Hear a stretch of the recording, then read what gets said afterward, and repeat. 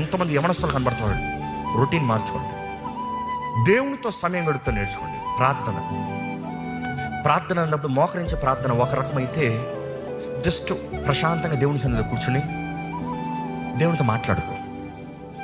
Talk. అవసరమైతే నోరు తెరిచి మాట్లాడుకో. ఎవరైనా నేను చూసి పిచ్చోడన్నా పర్వాలేదు. నువ్వు నీతో మాట్లాడుకుంటా, నీతో నువ్వు మాట్లాడుకుంటే పిచ్చోడు అవుతావు. నువ్వు ఎవరితో మాట్లాడుతున్నావు? దేవునితో మాట్లాడుతున్నావు. దేవుడితో మాట్లాడు. తెలియజేయండి. నీ హృదయ భారాన్ని తెలియజేయి, నీ పరిస్థితిని తెలియజేయి, నీ స్థితిగతులు తెలియజేయి. వాక్యం చదువు. చదువుకుని వెళ్ళిపోద్దు. 2 లైన్లు చదివినా దేవుడు ఏం మాట్లాడుతున్నాడు నాతో. నీకు హత్తుకున్న మాటని అండర్లైన్ చేసుకో. ఆ మాటను మళ్ళీ ధ్యానించుకో. ఆ మాట ఏంటి ఆలోచించు.